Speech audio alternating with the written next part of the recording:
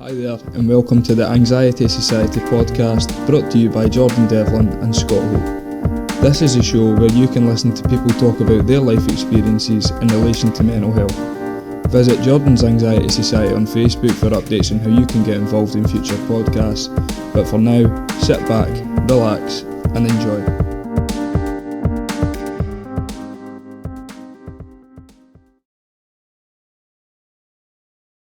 Start again.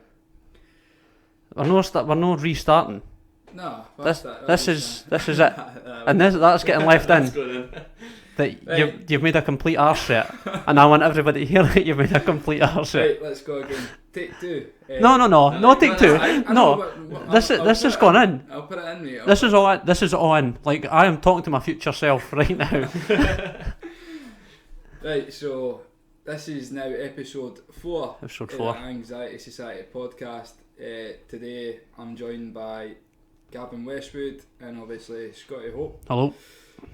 How's it going, lads? Brilliant, mate. Decent. Aye, apart for the drive. Aye.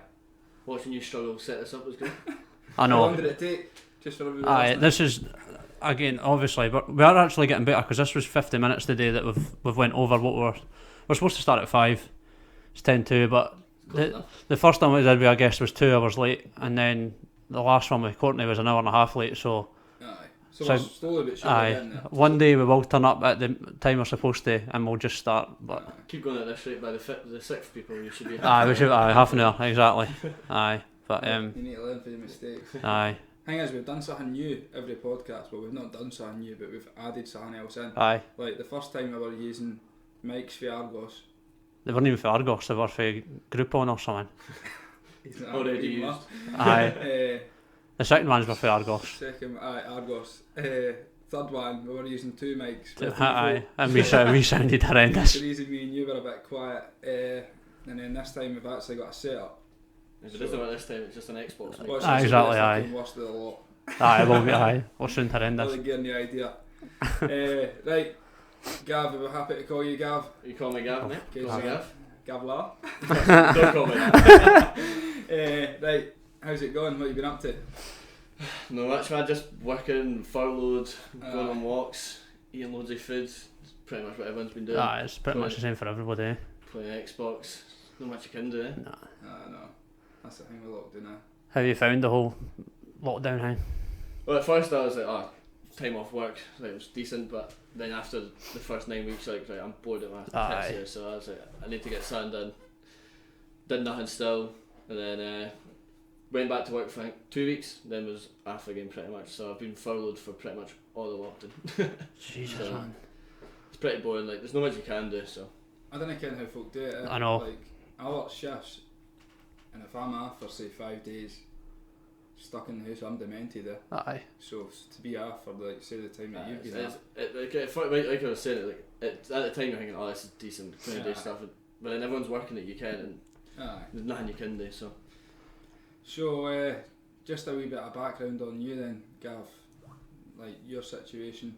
I'm sure we'll get into the gritty details later on. But as you as a person, if you have, say, from childhood all the way up, you ever had any mental health issues personally, or?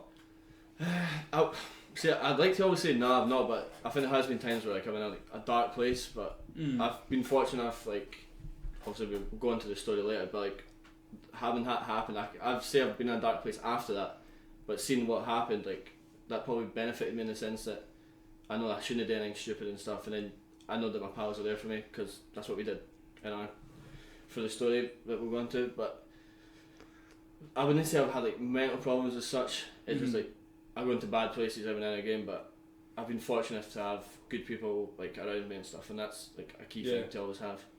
Well, the thing is, everybody does, and a lot of folk probably didn't even notice they're having a wee mental health struggle from time to time until you have like a serious event happen like this is abnormal. But so even it could be things such as like a bad day at work, you come in raging, or like sitting in the car, or somebody just about writes you off and it proper sets you off and you get the heart rate. It could be like the little things. Like that's basically the concepts to like anxiety, like the heart racing, the fight or flight and all that kind of stuff. Like just ready to go. Yeah. And that could happen, say out in the car, like I said, like if somebody just about runs into you, just all things like this. But folk didn't notice it as that because they've not been like told about it. No. And then say when it's someone's like first time they do it, like they feel it. That's like the worst thing you'd probably think, because like what the hell, what's going on here? Like you don't understand that you're going through something. Aye. I actually had it last week, just as I was saying, I had that exam, and Paul McKinley was fucking. He just popped into my house one day. He was bursting for a piss. He'd just been for a walk or something with Jenna and bursting for a piss. So he was like, so he just hopped in and opened the door, and he's not been drinking. You seen him recently? It looks class. Yeah, I was like, Jesus Christ, Paul. He was like, I've not drank for like 2 months. I was like, you can fucking tell. And I was a hermit for the last week there. I think I'd washed for like 3 days. I was like, just constantly fucking reading books. I think he was like, you're an absolute state. He's looking all this fresh face, and I was like, I'll need to sort myself out here. That fucking rough week. As you're saying, like, I didn't even realise what hole I was in until I seen Paul turn up looking like that. I was like, mate, you'll make me look terrible here. No, I was like, after that, that's me done with the bevy and that now. Fresh trim away for being a Tory. Aye, will be. Aye. I was just as you're saying, just not even realising. Well, I've had like one like major time. Like I can't remember what it was, but I remember I got home and like in my head I was going to do something stupid.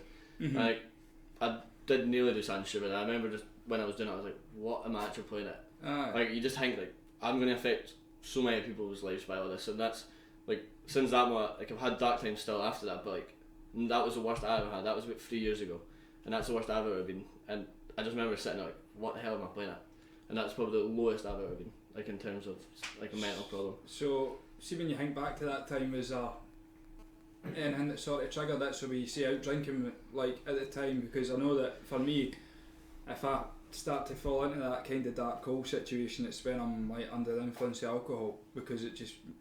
Well, I think it was not long after Callum as well. Yeah. And I had been drinking, I'm sure. So that would have they two put together. It's just like a cause for mayhem. So like, disaster. So I think that's what it was. Like I'm certain I was out at Lorenzo's, so it must have been. So. Do you want to just go into the? Will we just go into the Callum situation and just? For people that don't know. For people that don't know, you want to just. Well, do you want to just speak a bit on his behalf? What type of person that he was? I'll start with it then. So I don't want people to think like it's just a suicide, obviously. So like, people that don't know this story, like Callum was just like a fun guy. I don't know if you've ever met Callum. You definitely. I met Callum. Aye. But he's just a great laugh and just wants to have fun at the time. Like he was always the first. Like I know we're saying about drink, it can be a cause, but he was always like, "Oh, let's go and do something. Let's go out." You could always rely on him to like, "What are you going to do?" Something like not even just that, like going out in the car having a laugh. Yeah. Like he's just a fun person. Like I wasn't as close with him in high school. Like I was, but like he left early, in like 4th year or something. Like he went away to college, but like we still spoke to him. Like a lot of people in my group, they still spoke to him. Like and still on Xbox with him and that. So like we're all still pal with him, but like he drifted. And then I think after school, like we got really close, like the group that I'm in now, like we all like got together, and then that's where like me and Cam got really tight. Like went on holiday onto Magaluf and stuff, like as a big group again. Like just a good guy. It's hard to do put into words what he was. Like for me, like I call him a brother, like we always do, like all of us do. Like it's hard to like describe like what it was like what he was like. In my head, he was just a fun person you could always have a laugh with, and like. That's just like a key thing you want in one of your pals. You want to have fun with all your pals. Like you don't want someone who's gonna be down all the time. And that's what made the suicide like so scary. Like we knew he'd like had like problems, but we never thought that would happen. And that was what the toughest part was. Like you think there's no chance. Like no way. Like I found out I was at work and I got a phone call saying, well no, Gary and Greg came in and they said, oh, he said what happened. Like Callum's committed suicide, and I just remember like, what the hell. Like we'd just been to Magaluf like 2 weeks before, or 3 weeks, not long after anyway. I was like, you wouldn't have known. Like we were in Magaluf smelling, having a laugh, and you come back still having a time of your life, and then you get that news, and that was like world changing, like complete world changing. So obviously, I can remember it. I can obviously I don't think I actually met him at any point. No. I think it was just one of these people that. No. Like Dunfermline's not a big town. Like you know. You'd see him uptown. You would play football against you. I'm sure it probably did at one point, and I can remember it happening at the time, and I think it was just at that age where I think it was I think there's been a few done it since. Well, there But was he was. a few before, like Connor, one of his best mates, Liam McComish. I don't know if you. We played football with Liam. And I remember, like, I remember when that happened. I was like, oh yeah, I was thinking about his pals and most of that point, obviously his family and stuff. But, like, you think, imagine that happened to one of your group of friends, like one of the people in your group, and you think, nah, it could never happen. Aye. And it just makes you think, like, what if it does happen? And when it did happen to us, I was like, wow, like, shocked. And then the support we got from, like, loads of group of boys especially, and obviously girls as well, but there's people we weren't even that close with, like, but knew Callum and, like, sent support, because I think they, like, realised that could have been, like, us, not saying like, their friends had mental health problems, but it makes you think, that's the last thing you'd ever want. Yeah, no. That home for me at that time, like, we were sort of at that age where problems were starting to get life changing. Like, before that, I'm not saying people that go through school don't suffer with stuff like that, and there's no people that commit suicide at that age, but it sort of just hit me at that point. I was like, right, we really need to start looking out for each other here, because things are actually starting to really get to people by that age. Yeah. Well, there's so much stuff going about at our age. Like, you've got drink, drugs, betting. That's, like, the main cause. Money problems. You know, like, jobs, losing jobs. It's so much at that age. Like, at school, obviously, you do get people that suffer from it, sadly, but you see it with the main cause of people our age is suicide for their deaths. Like, it's all the stress that comes to it, and then you need to realise everyone needs to be there for their pals and that. So, I think it's a lot better these days in terms of getting the support you need, but I just feel like it's taken all these suicides for this to happen. Should never have got to this. Should never have got to this. And as much as, say, the NHS, for example, are trying to help people, they've just not got the resources, and it's just like mental health isn't important to them as physical health. No.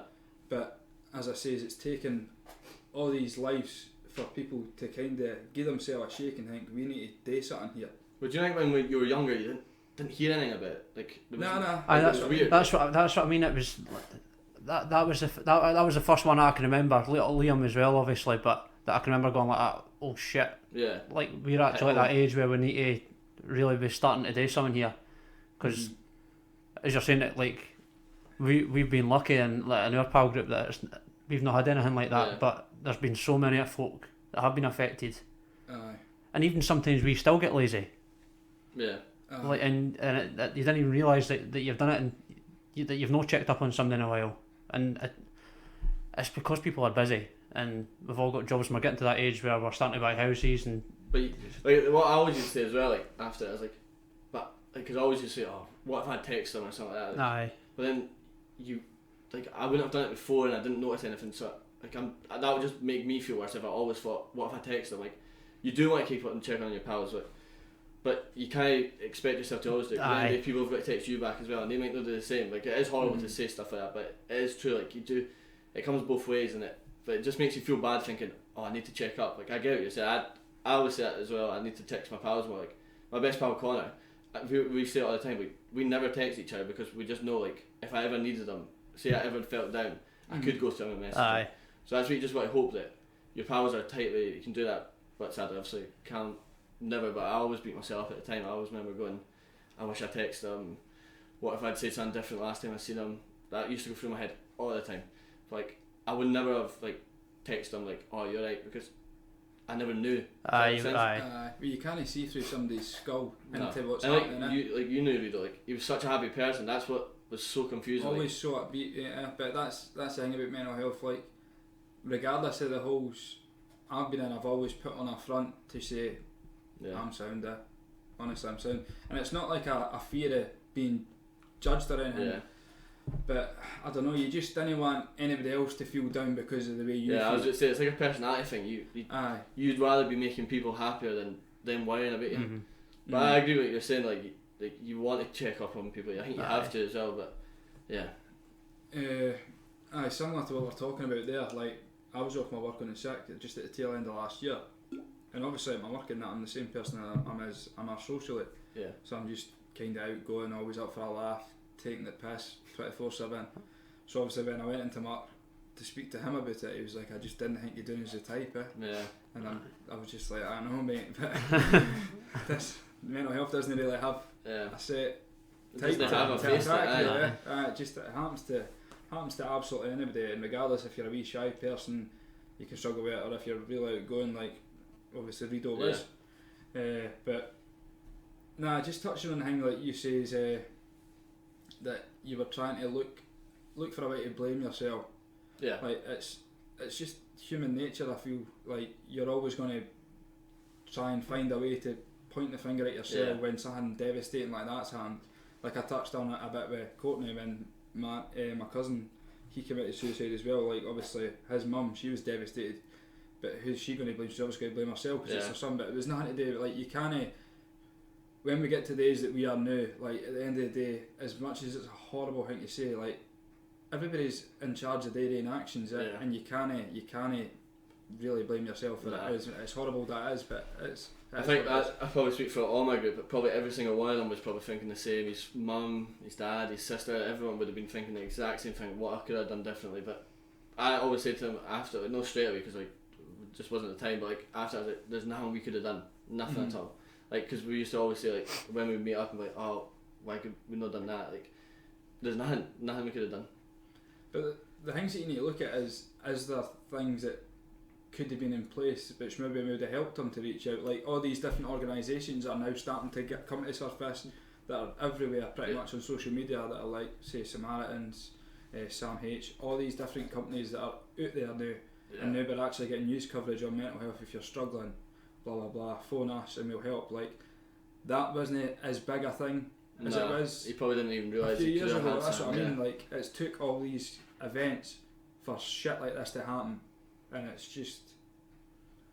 it's hard to digest. It makes you a wee bit sick. But I can't even begin to imagine the pain that you went through in your group of boys. Like as much as I knew Callum, like I wasn't nowhere near as close as you guys were, and like similar to what you says about the whole Liam McComas situation. You obviously that was a few weeks or months or whatever before. I can't remember how long, but it was. You just didn't. It's like what we said. Was it with Jordan? Like all these things happen in the world, but you think you're so obsessed with like, your own real life. You think that's not going to happen to me. Actually, like, I think that with loads of stuff. Like see, like it sounds stupid. Like see, like plane crashes and stuff. Like, I'll never be in one of them. I'll always be safe. Like. Yeah, you live in your own wee world that you think that nothing will ever bad will happen to you, and when it does, it's just like holy shit, it's mad.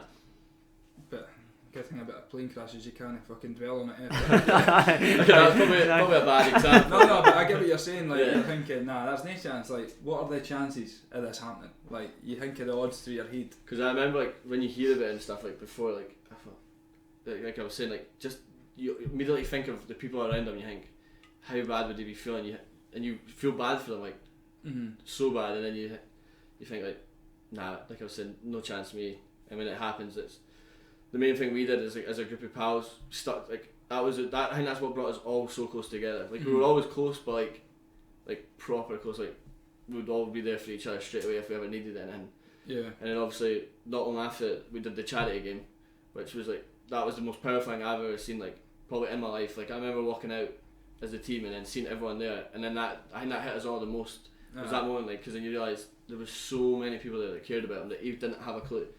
Like so many people's life he's touched or something like that. Like even at his funeral, it was packed. Like so many people, and that's like the thing that hurts the most when you think about it. It's like he wouldn't even have known like how many people he touched. I know. Like at all, and that's what hurts the most. I'd probably say like is seeing stuff like that. It's a sin. Like I can mean going to the football matches you're talking about. And the good thing about it wasn't just a one-time thing. Like we're going to do this in memory of Rido, and we're going to raise X amount and give it to whoever. Like you do it all the time because it needs done all the time. Like it's not something that just needs partly funded and then right, that's them had enough. Have had enough money, they can go away and help people now.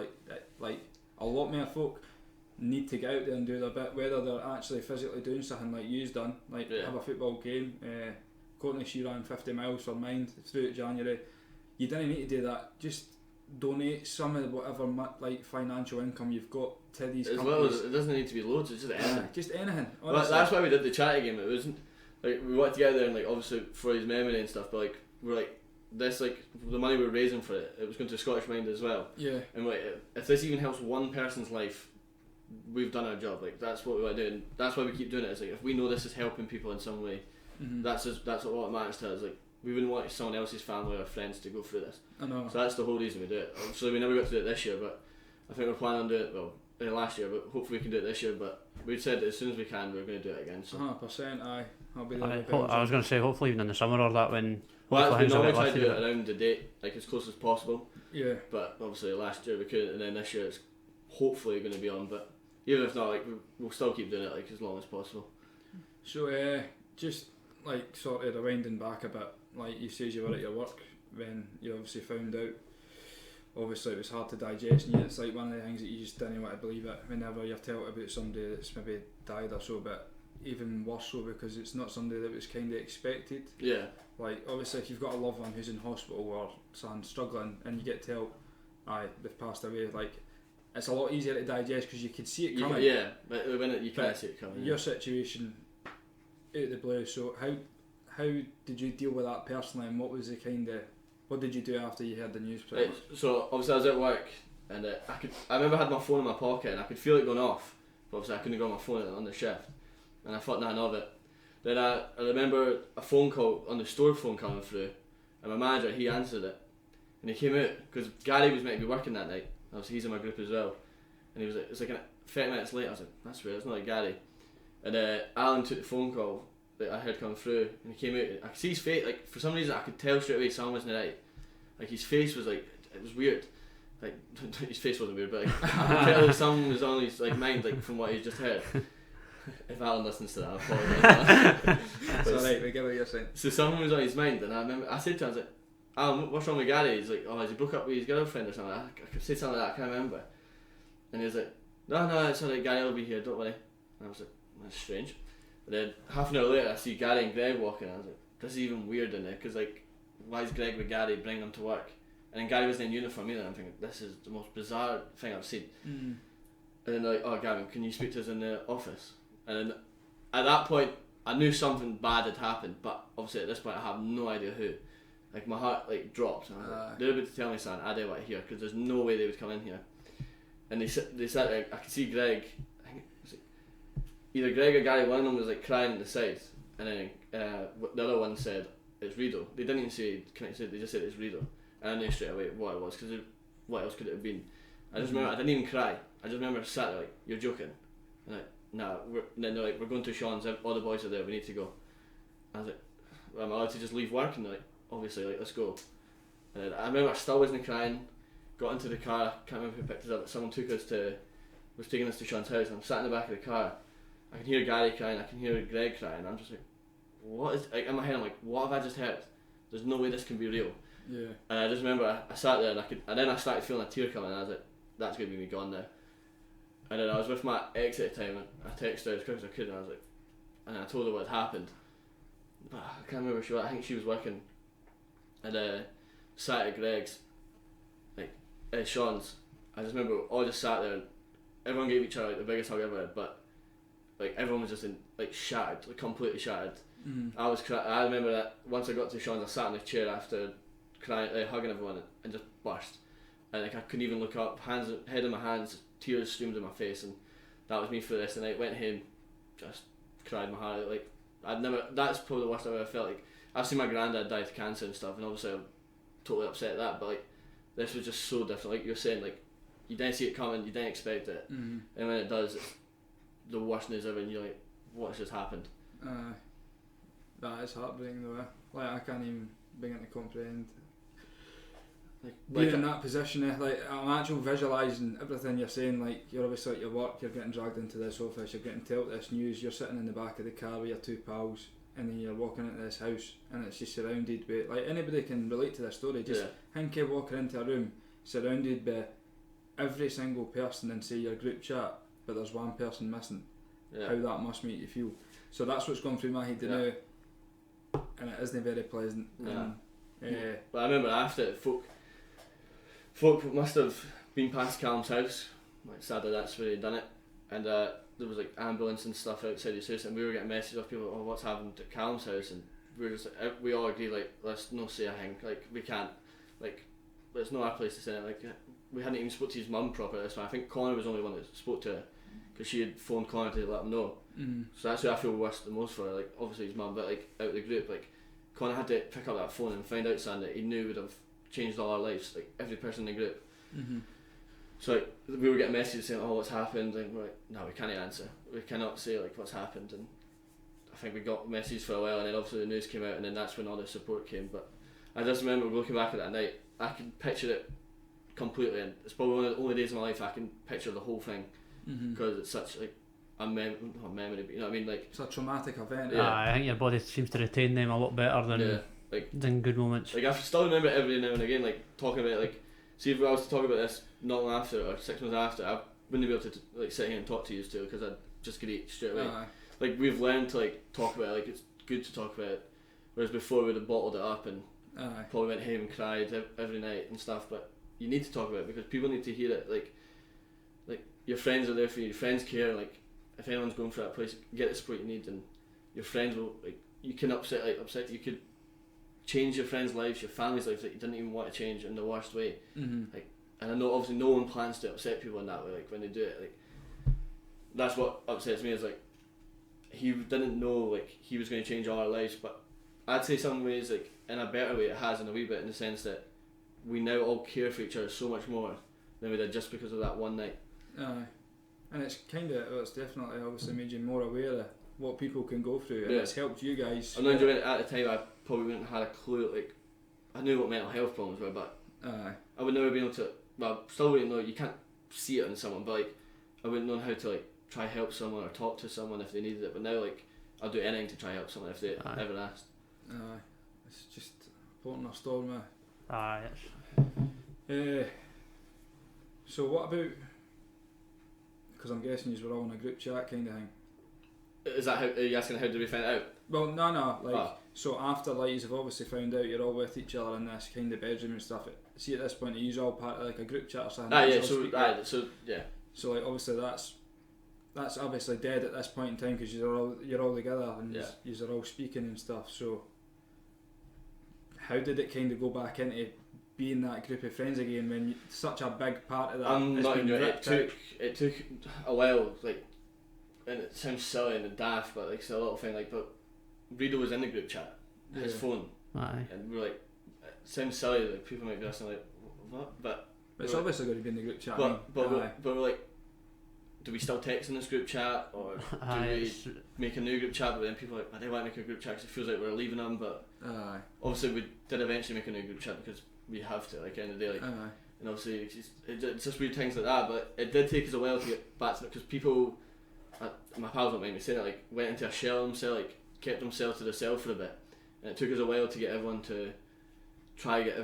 out speaking. Like I think I try my best to always try have a laugh with my pals. Like they might disagree and say I'm a bit of a dick, but I like to say I'm always there to try like have a laugh with people. And that's what I struggle with the most at the start. Is like you can't have a laugh at that point. It takes a while to get back to like wanting to have a laugh with your pals, like till after the funeral and stuff. And even long after that, like it wasn't the same. Like you just can't have this same conversation for a little while. But when we got there, it was like we were all best friends, more probably in the sense that like we've all been through this together. Like we're always care for each other. But like that group chat at the start and just the friendship at the start after it was brutal. Like it was hard. I suppose it must have been tough as well. Like starting to.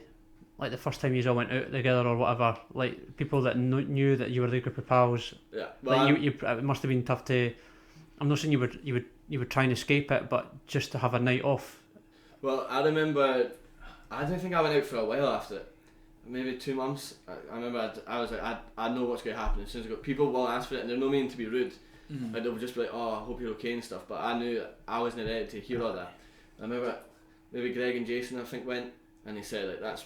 Well, loads of people just came up to me and asked them that, and I was like, I couldn't do that. Like, I couldn't be there and have people tell me like, oh, Redo was a good guy and stuff, because I would just be greeting on the night out. Like you said, folk, and as you're saying, like folk would try and be nice about it. It's not like people were trying to be bad, but just I think at that point you would just be like, go and just give me the night off. Yeah. I just don't want to. Like you're saying, like it's your first night out in a while. You're probably just going to have fun, but they're not meaning to be like it's annoying about it. They're trying to like show they care as well, but it's like you're not ready for it. But after a while you get used to it and stuff. But like we don't get it at all now. Like people still bring Redo up and stuff, like, oh, he's such a nice guy and stuff. Like But at the time, there was no way I could have went at the start. So I went 2 months after, and I still had people saying it then. So it was always going to happen. But I mean, it's healthy. Like, it's healthy to bring them up in conversation. Though. Yeah, no, it is. Like, when obviously you're suffering with grief, everybody's like, I just think of the happy times. Like, it's very hard to do that. But there will come a point, like you're always at now, where you can think about these things and knowing Rido, the amount of daft shit that he probably done.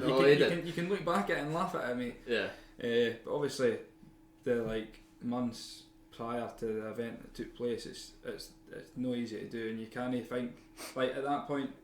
You feel like you'll never get back to that point. Like I'll never be able to mention his name without thinking this, but you do. That's why I was when it happened. I was like, as soon as someone brings his name up, I'm just going to greet every time.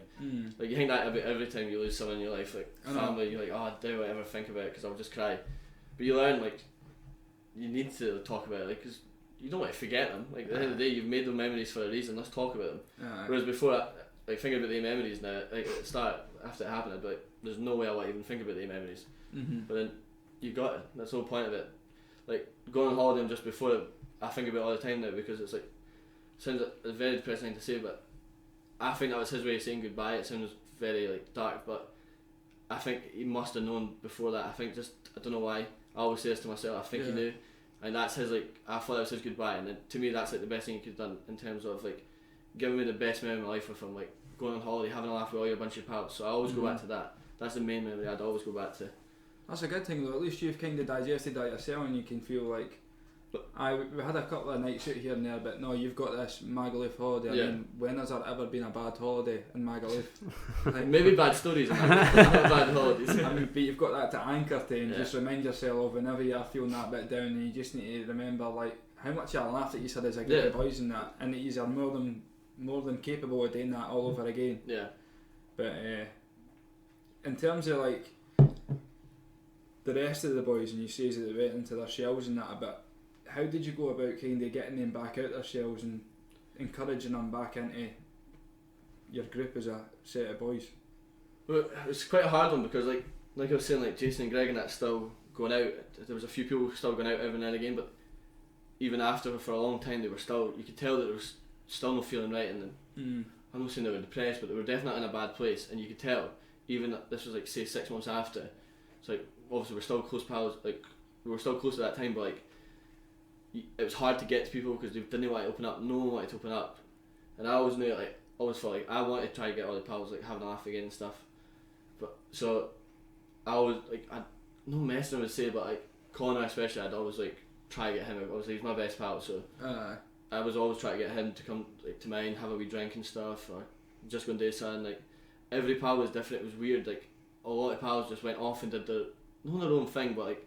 They went away like just at their own shell, like in their own shell, like I was saying, and it was difficult. Like it was really difficult to get people back, but they did obviously come back eventually. But it was so hard. Like it took a long time. That's what I'd say. It was so difficult. Just shows did you you different ways, did you really worry about anybody else during that period, or were you? Yeah, I wouldn't say I'm like the most caring in the group because I'm definitely not. But like I said, I always want to try and make people have a laugh. So I wasn't worried about myself as such, and that's why I think I had that. Bad turn after. It's because I was too busy focused on trying to make other people like feel better. But I think loads of the group were doing that. Like when they're taking care of themselves first, they were all just wanting to make each other feel better. Like each other in the group, and that's why I think people did go into their shell eventually because they'd been trying to make us feel better. That they ended up they go home after trying to have a laugh with the pals and they just feel rubbish themselves. So. I think that's what I'm to a lot of the boys. Obviously, I won't mention their names. No. But I can definitely tell that a lot of them did it. And that was hard because I think I did the same. And when you look back, it was daft. Like I should have been there for my pals, but at the same time, you have to be there for yourself first as well. Because it may be all good to say one of my pals going for a bad time, but I mean, aim for better. But I'm having a bad time at the same time. It's just going to affect me just in the long run as well. So you got to mix it and try and make sure you can make sure you're still alright. And your pals, and that's what we're learning to do. Like, still learning to do. I think every group does it. Like, you need to learn to do both, make yourself happy and your pals. It's your type of personality in that, though. Like, it was cool when you said that too. Like, as much as you want to be there for everybody else and take the pain off of them, like, you need to be selfish sometimes. Like me personally, I'm in capable of doing that. Like, so regardless of how shit I'm feeling, I'll always try and put other people's needs above mine, regardless if I'm in the darkest of holes. Like, I think that's something that kind of brings me out it. Like, I could listen to somebody's traumatic event, but knowing I've helped them is like a wee step up the ladder of getting out of my shitty hole. You know, it's got nothing to do with it. But sometimes it helps me. That's just the way I kind of work about stuff like that. So it's your personality. That's just the way you work. So so for me, it kind of helps me. Whether it does or not, I don't know. Maybe it's making it worse, but if it's making you feel better at the time, then this is an actual good example of that. Like how you've dealt with something shitty as you've started a charity and we've started a podcast. Like when you've been in a hole, when you've been in a hole, your first thought was to fucking help other folk. There's fucking it says a lot about you, mate. It really does. It's tremendous. Like, I knew it was caught on and now we're stuck. I'm regretting it now. All this pissing about we have to do with this mic and that before. No, but it's true. Like you were in a dark place yourself, like you're saying, but your first thought was, nah, I can make a difference to people's lives here, and you've set this up. Like this will help people. 100% it will. Like hearing folk will hear all these stories that you were saying and telling like people, and the fact that you've went to that after you've been in a dark place is, I'd say, tremendous. Well, even if it doesn't help anybody else, mate, all the stuff that you've just said there has helped me, and it's probably helped. Mate, I'm glad. So, if anything, you can go to bed tonight and you've helped two folk. Exactly. Regardless of how many people listen to this, that's what I mean. We're not doing it for how many people listen to it. Listen to it if you want.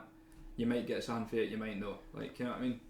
No, but I still think like 100%. Someone will listen to this and it will make them think. Like they'll probably speak to their pals more, or they'll make sure they're alright as well, and then make sure themselves alright, and they'll notice stuff, like they'll hear what we're talking about and be like, nah, I need to change something in my life, like hearing you're in a dark place and you've changed it to do this, like folk will hear this, and whether you're saying like you don't care about the viewers, like you could have 10 viewers and you could change even just one viewers in the 10, I'd say that's good anyway. I think we've that's said what that. you're doing it for, like. We've said that for the start. We're not really that fussed about how popular it is. Like, if it's popular, brilliant. If no, like we get that much benefit. I enjoy doing them that much. Like I would do it if I knew nobody was going to listen to it. Like we should be doing it anyway. Like we should be having these anyway. Like when would we ever that would never have happened. No, like, but it's good to talk to people. That's the whole point of, like a podcast. Like whether you get, like you're saying, no views. Like we're sitting having a talk and a conversation. Exactly. All the three of us would never have. But because there's a mic in front of you, it's acceptable. You feel like it's alright to do it when. But so obviously, how long has that been since? I'm terrible with dates, but I think it's coming up 4 years this year. 4 years. Because I think I was 21 at the time, so it must have been 4 years in August. So must have been. Over the 4 years, you've obviously had to learn a lot about yourself, a lot about your friends, probably a lot about mental health. Yeah. How do you cope throughout your sort of day to day? Like obviously, it's going to sound terrible, but you don't think about it 24/7, But but certain things will take you back to that time. So songs is a big thing for me. It brings back some memory. I don't know how it works in the brain, but when you hear a song, it'll take you back to somewhere. And it can be good times, but 9 times out of 10, it's a song that I've heard at a funeral and I've been absolutely heartbroken.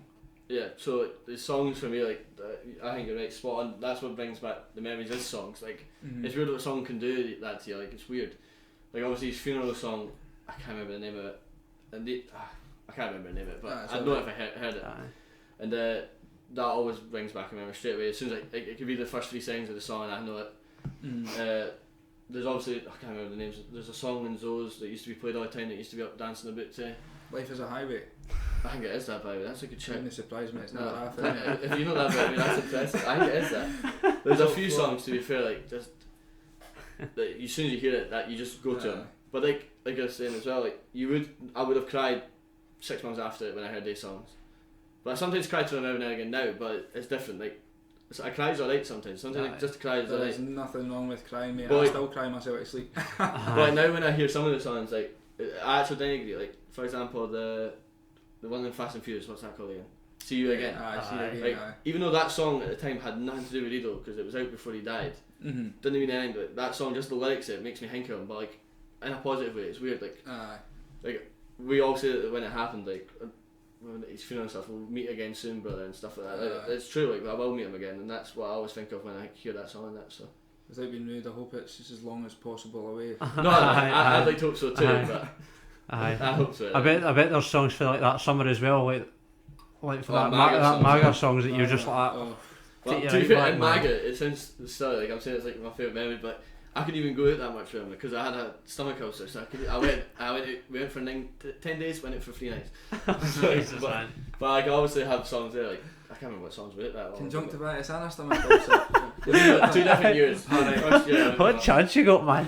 I've had terrible luck in MAGA. But yeah, I had that the second year. The doctor was like, you can't drink when you go, by the way. And I was like, right, I Hi, have to. good, I'll crack the jokes, mate. So I went and drank, and it was terrible. But the actual holiday itself is what gave it the memory. It's like I think it was the year Pars drew Hearts at Tynecastle. I love how that's a memory. No, because we were all at the pub, absolutely steaming, taking a talk, getting shots for the bat because you know how there's a guy feeding filming that runs a bat.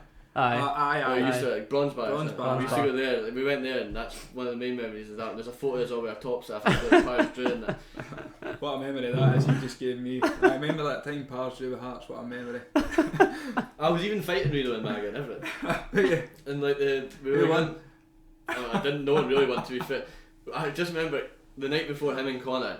It's a memory, but it's an annoying memory in the sense that I actually could have hit him that night. He comes in with the kind of big speakers that you speak into, and it's like ole, ole. You get him all the time on MAGA. So he came in with that. I'm lying in bed because obviously, like I was saying, I couldn't go out every night. I'm lying on the couch bed. He comes in, puts it right up to my ear, and plays ole, full blast. And I'm like, Rito, get the out of my room. And it was like 6 a.m. So anyway, the next day we went to watch another football game, but I had been drinking this time during the day, and it was only like 4 PM. I was texting Rito and Connor. They were back at the hotel. I was like, you better not be in the room when I get there because I'm going to do your nothing. So I came back and I seen him outside the hotel, like, going to the shop. I can't remember what he said, but he like flicked me in the balls and put me in a headlock. So I was like, what the hell? As you do. So then I went to the bar in the hotel, got the drink. I'm thinking, I'm still going to annoy when I go up because I've not finished yet.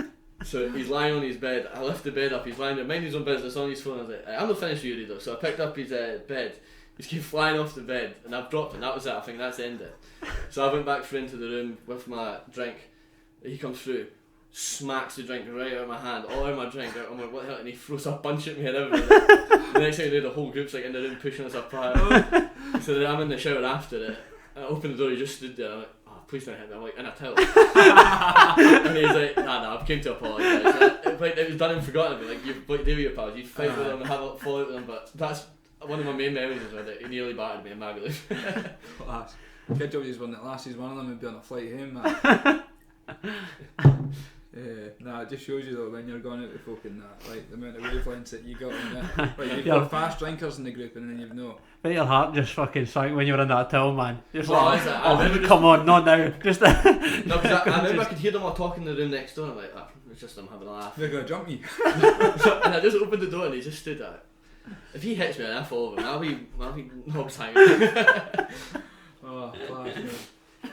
Take the tone for the topic of the podcast. Hey, man, I'm going to laugh, mate. Fuck no. Aye, so I can certainly remember from my point of view when it happened. I don't know if you would have been aware at some point, but when you log into things like Facebook and Twitter, you can see a trend.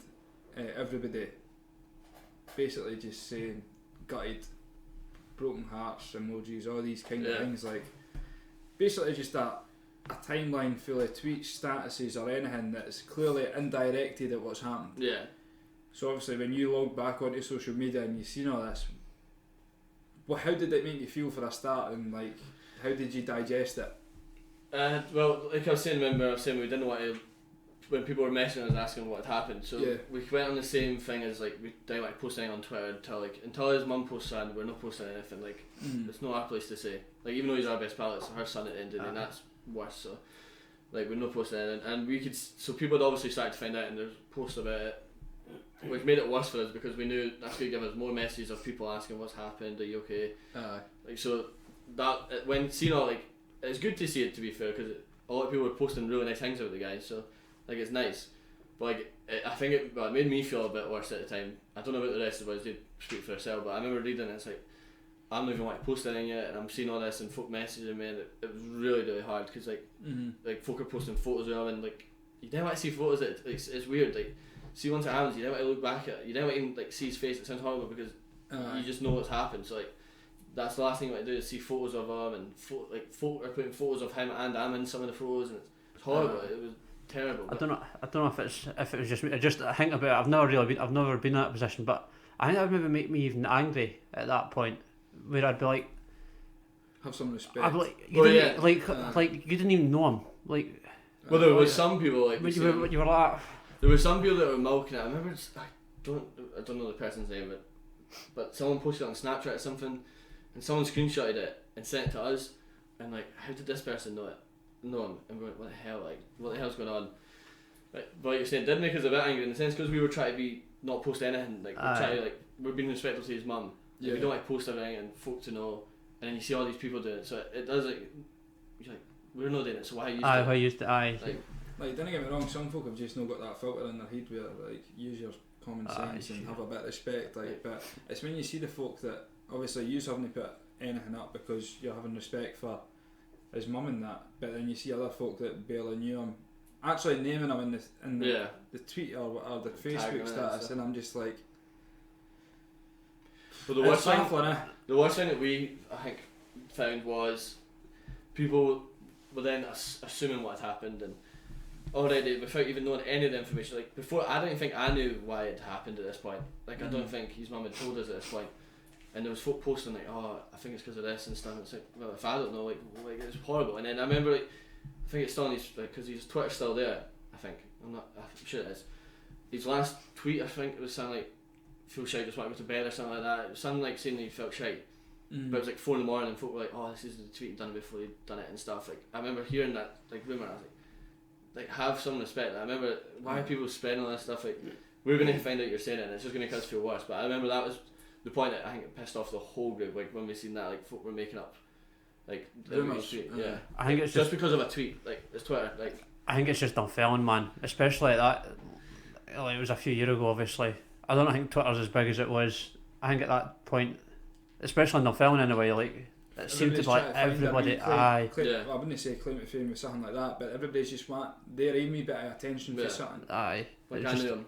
I'm affected too. But I think it's just. I'm not saying a lot of people that were messages probably were affected. I'm sure that. I'm sure they were. You know, there's people in there that just were doing it for like, oh, I'll take a wee like here. That's what people do it for. It's sad, but I feel like that would have happened. I think it's just that. I think it's just the size of town that Dunfermline is. Like everybody's, it's enough for it to be busy, but that you still know everybody, and that everybody's in each other's business. And well, the person who there was, he did know loads of people. To be fair, like so many people. Like I remember seeing everyone's photos with him and stuff. I was like, how did he ken so many people? Like I thought I knew a lot of people, and there's like all these boys that he knew, all these girls that he knew, and I'm like, what the hell? I didn't even know these people, and I don't live here. But that eventually that became nice to see. See when like we'd posted all our stuff and like we would all like post on Instagram like saying like how we miss him and stuff, and then seeing people after that posting it, that's when like they people like that was nice to see. Aye, like because they would appreciate like showing memories of him as well, and like that didn't make me angry and stuff like that. No. That made me happier, and eventually, obviously over time, like seeing all the photos of him, like there's good photos, and every photo he's smiling, and I've never seen a photo yet where he's not smiling. Yeah. I remember looking at my phone after it once I could actually look at the photos. I remember just looking at the photos and I'm like, he actually smiles in every single photo. Like even though he was like a poser and stuff, like thought he was this sexy guy. Like, he's always just smiling, like no posing and stuff. He just always smiling, which was now when I look at him, it's good to see. Aye, it's good that you look at it like that though. It could like if he pouted, fuck me. I would never post him.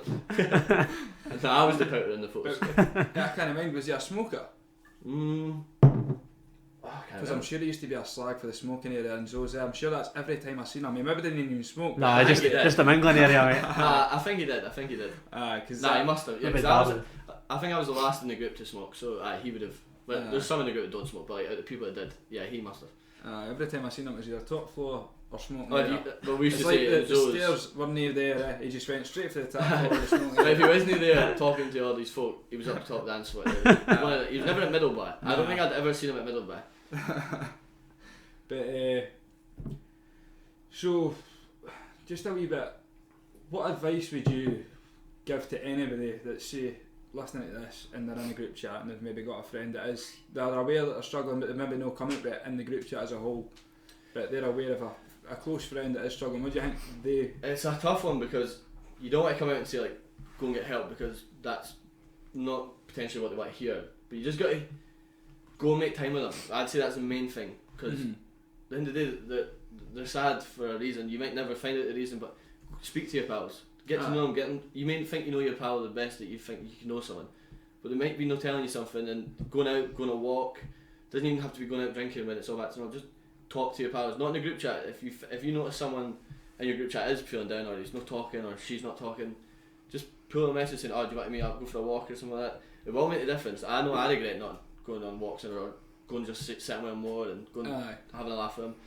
That's what you got to do. That's the one big advice I would say is just go and make effort to talk to your pals. Like do something. Then you just notice they're being quiet and don't do anything about it. You've got to just go and see them. I know obviously lockdown is a bit difficult, but you can still go and walk with people, like Zoom calls, play even Xbox. Just a wee message to check in. Message, But then make it just a one message thing, because then they know it's a. Ask them a sort of open question. How's it going? What and you keep the been up to? conversation going, and then maybe if they're still being blunt or something, or feeling like you can notice something's wrong, text them again the next day, or give them another 2 days, text them again. Then you just text the one day, I think, because they're just like, what's the point of that conversation? Or even a phone call. Going through the motions, like, even a phone call, man. I think. Because I hate texting. It does my tits in. I've not got enough time to be texting, basically. Like, I'm too fucking busy to be texting folk. So I don't text, but I do phone a lot of people quite a bit. Like, I think boys are worse than girls in terms of like, oh, should I just phone?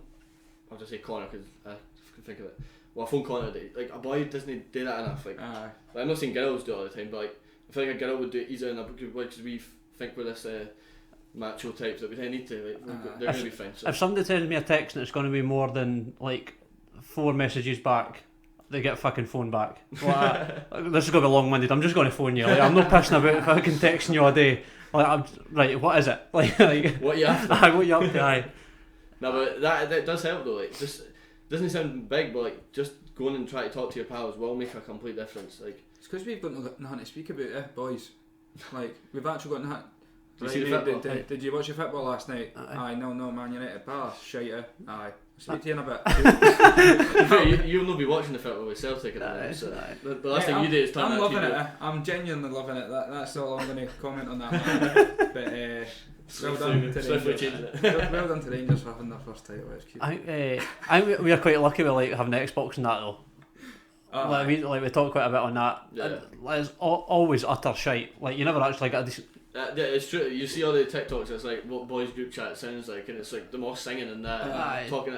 What would you do if this? And then that's what it is. True though. You maybe get like 2 serious questions in a night, and then the rest of it's just complete fucking over and out. Nah, the amount of times my mum and my girlfriend hear me play Xbox, like, you actual chat shite on that. And I'm like, it's not even fucking English half the time, man. You're screaming on the mic, and it's like 12 o'clock in the night. We've got fucking proper comms going. Oh, aye. I've got it down, man. Like. Breach and clear. It's embarrassing. You've got your military uniform on. Man, it's fucking proper. I have to put my legit. dog tag on before I can turn it on. It's fucking legit, man. Good comms. This is helping as well. This is good practice. 100%. You need to be clear, concise, to the point. Charlie 17 Alpha out. But you got anything you want to ask, Scotty? I mean, it's more just gone into like what you felt personally, because you said that you had struggled. Yeah. And we've not really went into that yet. Like, you want to just even go into that a wee bit? So obviously at this point, the things I read had happened. Like I personally don't remember anything before it in my head that clicks. That think, oh, I was in a dark place before it. But obviously the mixture of that, and then I was going out every weekend after a while. Like obviously I was saying, I didn't go out to start with, but eventually I was just going out all the time with my pals. And obviously it must have affected me in a way. And I remember this one night, I don't know why, like obviously that was going through my head, like what I had to read, or must have. And like I just went home and I just felt, honestly, like, what's the point? Like that was my immediate thought, is what's the point of being here? And it's a horrible thing to say, like I think about it now, I feel so daft saying it. But like I remember when it happened, that what I did, I was like, what am I doing? Like, why am I doing this? And then I'm going to affect everyone's life again. And I don't think people could handle that, and then it would have a snowball effect, I thought, in my head. So that's why I thankfully stopped doing what I was doing. But like, I didn't stop going in a dark place after. Like I was still in a dark place after that happened, but I was trying to like just stop myself. Like, let's just get away from it. I think I didn't go out every weekend after that for a while because I knew like that's clearly not helping. I just tried to go and see my pals more, like, but then obviously I ended up drinking again, so I was going back through in the dark place. I don't really know how I got out of it. That's one thing I'd say is I don't know how I stopped, like at that point getting out of that dark place. I just know I was in it for a while, and like I was with my ex at the time, and I was speaking to her and stuff, and saying like I don't know why I feel like this, and I was speaking to my mum saying like I don't feel good. It was horrible. It was really bad, but I don't know what the emotions really was that caused it, like apart from the Rido thing and the drink, but it was just a horrible feeling. I don't know if you have been through it as well. I know you have, John, obviously, but it's just a horrible feeling. You feel worthless is the word I'd use. Like it's horrible. You feel like no one would care if I did this. That's the main thing I thought at the time as well. Like if I did it, what changes? And it's horrible. I hate it. Like I've not done it in a while, thankfully. But so had you actually made like positive actions towards doing it? Had you like? But yeah, like I'll say it because I've told my mum and stuff. Like I took pills, right, and I took quite a lot, and I'd started taking some. But I remember as I was doing it, I was like, "What the hell am I playing it?" Because like once this all is in it, because mum wasn't staying at my house at the time, so like no one's going to find me for a while, so it would have been stupid. So like I'd started to do it, right. So like, and then I remember just lying on my bed, and I'm like, "What the hell am I doing? If I keep doing this, that's my life will be over probably." Aye. So. And was that like after a night out? It would have been after Zoe's, so it was late, like no one's home, like just got in my bed, felt absolute rubbish, worthless. Late, sat in my bed, I went downstairs, seen the tablets, got them, took upstairs, and I was like, what am I playing at? What were you like in Lorenzo's and that? Were you like the same? Well, I left early. So I went as if it was a normal night. I can't remember if it was at Prees, but I was having a laugh. I went home, then during the night I was like, I'm feeling terrible, like I'm starting to feel terrible, and I was like, nah, I'm just going to go. So I didn't act any different in front of my pals, because I didn't know what I'm thinking, so I just said to them, I was like, oh, I'm not feeling well, boys, so I'm just going to get some food and head home. And then I can't remember who said, someone was like, oh, I'll go away if you want. I was like, oh, don't be daft, you just stay. Then I left, it must have been like 2 o'clock, and I just went home, and I knew, like, in my head in the taxi home, I felt like I was going to do it, which it's a horrible feeling to think you're going to try to end your life. Like, that's horrible. And then I got in, obviously, like I said, I got the tablet and stuff, and then, in fact, I don't know what flipped me out. I hope someone was looking over me or something like that, and they realised, like nudged me in the right direction, saying, you're about to ruin everything. That's what I like to think, so. But I don't know why, just that night was a bad night. Had there been like a build up to that? Like, had you knew you were, or was it that sort of like hitting a brick wall that night? Well, I think obviously, like I say, it was after the Rido thing, so I was obviously going through a bit dark place. But like I was saying to you earlier, like I was always trying to have a laugh with my pals, and I wasn't looking after myself. And I think that's what's happened. Like, don't know why. I don't remember before it ever thinking, oh, I'm going to do this. And I just remember when I got home that night, like I think I must have hit a brick wall or something. Like my head just went, nah, I've had enough. Like, in Zoe's at that night. Like, I can't remember anything happening in Zoe's that made me do it. I don't know what caused it at that point, but I just knew I wanted to leave Zoe's that night and go home and try to do something stupid. See, it's just strange. I've never heard like a story like that, because it's very rare that you'll hear somebody talking about something like this when nothing's bad happened at the end of it. But like, you didn't have any warnings about that. Like that night, granted, you were obviously going through some stuff, but it was not like this is a warning, you need to take this, do something with it. Like, as much as you felt shit, you were still planning on going out and enjoying your night and that, and then part of the way through your night you just thought, okay, I'm like, fuck this. So that's what confused me. Like, there's nothing I can think of before it, like, building up, that would have caused me, like, I wasn't before it feeling like sat in my room all the time and just feeling shit. I was going to work, every day was like a normal day, going to work, speaking to my pals on Xbox. The weeks before I was still going out with my pals, nothing happened then. I was going out till the end of the night, and then that night, honestly, I couldn't tell you how or why it happened. I just remember going home wanting to do something stupid. It was weird. The only way I could really like describe that is like all these problems, you're just brushing them under the carpet, and then when you've got out, you've all of a sudden lost your brush, and all the problems are just starting to engulf you. And the way you thought, the only way I can deal with this is I need to go home and do something daft. But it's really like, it's like I don't even have like money problems and that and stuff. Like I honestly couldn't tell you. The only thing I can think of was drink and thinking about videos too much. But it was just weird situation I'd never been in after since, thankfully, and I would never wish it on anyone or myself ever to happen again, because you after before it happens you think your life's worthless, and then after you're like, what the hell have I just done? That's the immediate thought I thought after. It was like, what the hell am I playing at? Like, and then I did go and speak to like my ex at the time and my mum at the time, saying like, I'm going through a bad place, and I think I told some of I think I told a few of them. I didn't want to tell them all because I didn't want it to scare everyone, like, oh no, I couldn't go through it again and stuff. So told like Connor, obviously, like my best pal, so I was like, Connor, I need help, like, and stuff, and thankfully he did. Like he did come and help me straight away, and so did all my family and all that. So like you say, it's important to get text your pals and stuff. So but even then, like, obviously what had happened to you in the past with Callum and stuff, you've went home and tried to do that without even speaking to anybody, so it just shows you like the kind of mindset you be in, you have to be in to do that sort of stuff. But luckily you've like I think that went through my head. It must have, obviously I was steaming, so I can't really remember fully what was going on, but I must have thought, I'm going to put everyone through the same thing again, and how are they going to deal with it for a second time? Like, it would have had a snowball effect on everyone and made everyone feel worse and stuff. So I must have had that thought in my head at one point, like, I need to stop this right away, like, this is going to affect everyone's life. So, but well, I'm glad you done it. Yeah, me too. Like I say, thankfully I've never done anything like that since. Like, I feel like I'm in a and cheers for sharing that story, because even although you've spoke about so much about someone else's story and how it's affected yourself, even that's really powerful, and that's your own personal story. So as much as you feel like I wouldn't say I have really suffered mental health, like you have 100%, and it's not like a competition, so you don't need to do something like I have suffered with mental health. Like, it's not like that. Like, everybody deals with it in different ways, like we said earlier, but no.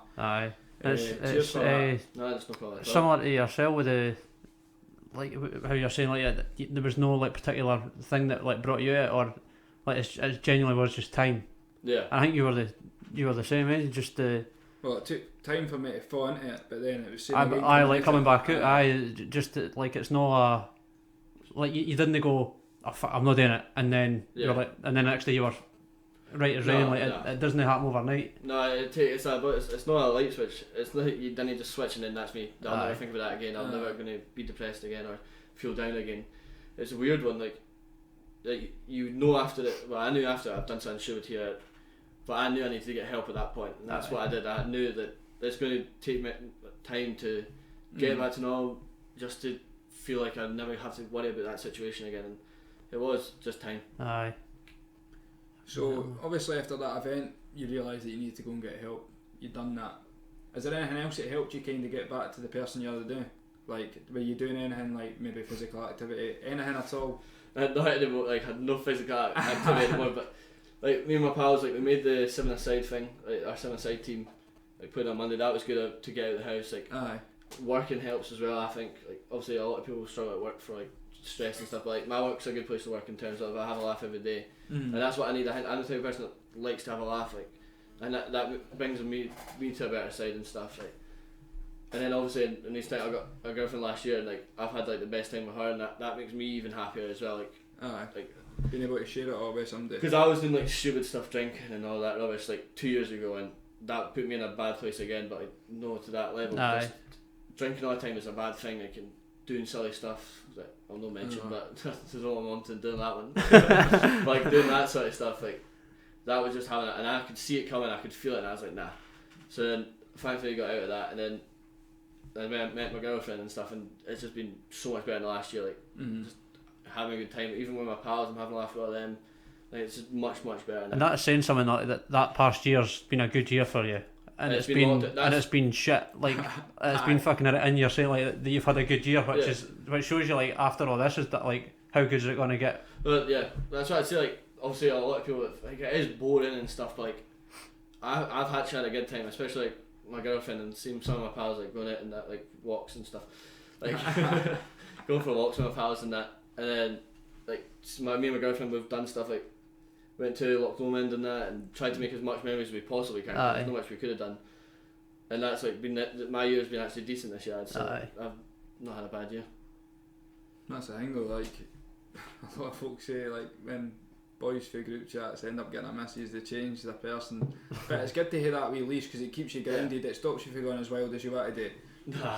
No, I'd actually say like I'm better with my pals now. Like she wouldn't allow me to like speak to my pals and that. She says like, nah, just don't be an idiot. If you want to go and see your pals, go and see your pals. If you want to speak to your pals, like that's a gem right there, then, mate. I'll shout it out.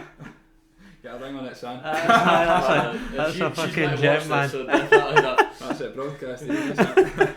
I've just moved. What else is I gonna say? Obviously, you've said a bit of advice for anybody out there struggling, if they're in a group chat themselves. So kind of, what's your plan going forward? Obviously, you're still going to be playing the football and stuff. Obviously, in memory, Callum, raising funds, whatnot, even just getting out and about and spreading the awareness. Is there anything else you've got planned? Like, I know you were part of a film or something. So we're in a film, but me, Connor, Greg, we got asked. Well, Callum's mum got asked if any of Callum's pals would want to be part of the movie, so she passed on to Connor's email to the guy, I'm sure. And then Connor put in the group chat saying, "Here, does anyone want to take part? I don't know what the movie is, don't know what it's about, but they seem interested in what like get us sent us up to Aberdeen to do this movie for them." So me and a few of the boys, me and Greg were like, "Yeah, we'll do it. We'll go. We'll see what it's like." So we went up. They paid everything up, sent us up to Aberdeen, paid for a hotel and stuff. And we're like, "Oh, this is not bad to be fair. It wasn't like a cheap hotel." So I'm like, they must be. What one was it?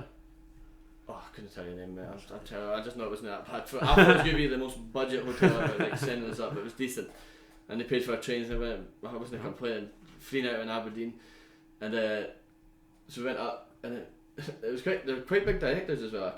It sounds silly, but you know the Katy Perry documentary. Aye. It's them that made that. Okay, they made that. Do all the adverts for like Audi and stuff like that. So they were telling us, they were speaking to us before, just sitting like what we were doing with no mics on. Audi adverts are cracker, by the way. Yeah. Is it one in the swimming pool? This would go past each other. Unbelievable. They were doing weird ones that I don't know what they were. Sorry, can't be the last time I've seen a fucking advert, mate. I just fucking skip them, man. Unbelievable adverts. So they were talking to us and they're like, so we've heard all about your story. It's like it's really touching. They were telling us about stuff like about the movie and stuff and about what they'd heard, and it felt nice. Like they took time to read it, like not read, but get to know the story. And like, look, the story isn't about Callum. Like, it just we know what it's about suicide, and the film we're doing is about men struggling with suicide and stuff. So the main actor in it is Paul Brannigan. I don't know if you know him. He's in River City and Sunshine on Leaf. Aye. So he's in that. So he came over as well, and he then came over and told us he'd heard all about Callum and stuff. And that's like, he's not like a massive actor, but he's a decent actor for like around here. So he was like telling us and like, oh wow, like loads of people know this story. Like, it means a lot. So they pull us one by one to like sit in a room, just sitting like this, like me talking to you, Jordan, and they've got like a wee camera you got to look through like that, and it's like a mirror on one side and it points to him, and so he sat there. So like say it's like that, and the mirror's there and it points there. It's weird. So he just sat and asked us a question about like what you were asking me there, like how did I feel and stuff, and that's what it is. And then so we've done that. It was taking ages. We're like, wonder when this movie's coming out. It's still not even fully out yet, and this was 2 years ago. So it takes a while. It's only a short film. It's only half an hour. So it just shows they try to get like momentum for it and get it at the right place, because it needs to be somewhere good that people will watch it and stuff. That's what they're saying to us. So eventually then they wanted to do a follow-up interview, like talk conversation. So they ended up coming to Conor Gray's house, just bringing all their cameras and stuff and all their mics and stuff, sitting in Conor's bedroom interviewing us. It was so weird. But then they still kept in contact. They still messaged us. We ended up going for a pint with them, and then they came up again, showed us the film, and we're like, wow, like it's weird. Like even though it's not about us, so I'll break it down what it's like. So it's the movie's got obviously the plot, and it's like what happened. It's like a guy who works on the oil rig.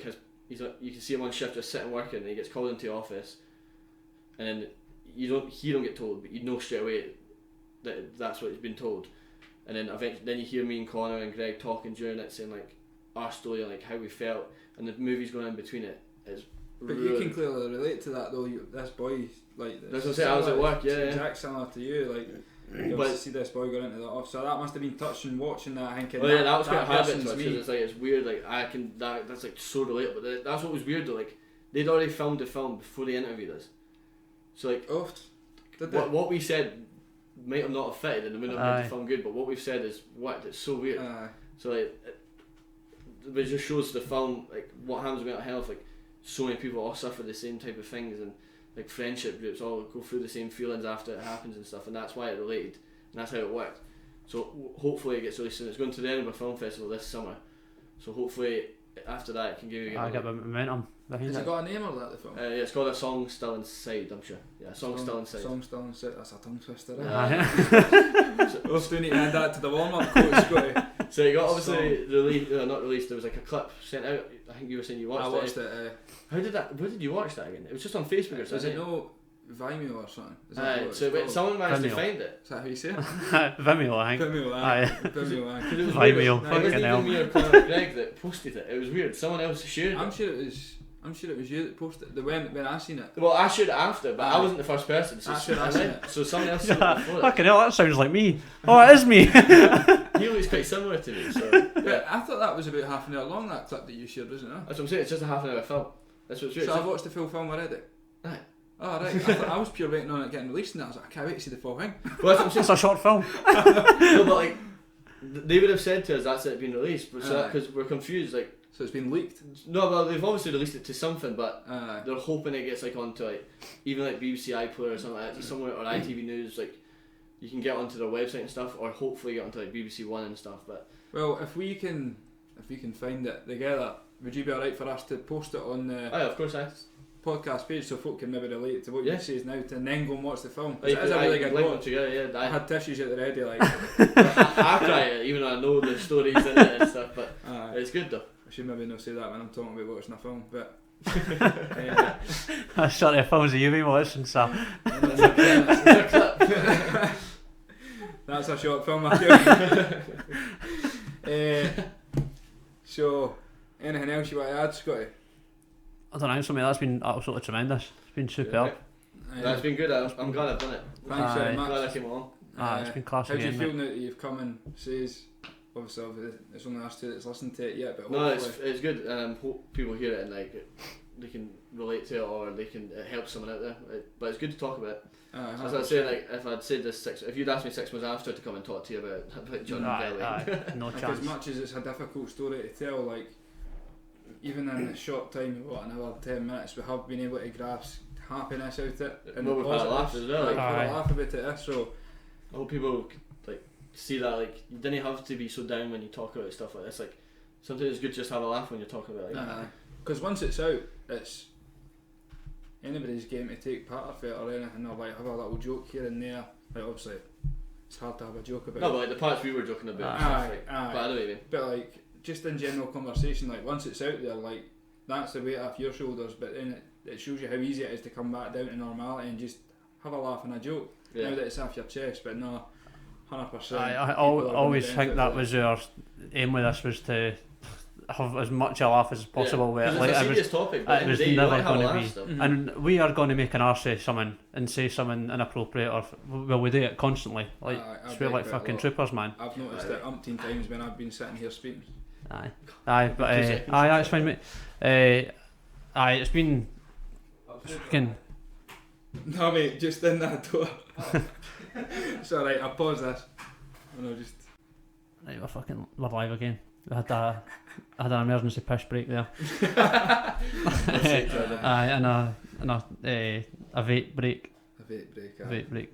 He's absolutely rattling. Aye. Currently sitting in a cloud. Honestly mate, I used to fly down to Coventry for work and see before getting on that flight I can mind smoke an e-cig on the tarmac and I about got locked up in a grand fine man. I was like, mate, there's no naked flame, chill out. What, for an e-cig? Aye, that's what I was saying to him. I was like, mate, I'm not going to blow up the Boeing. But aye, sorry about that. We had to I can't even mind what I think I was talking about.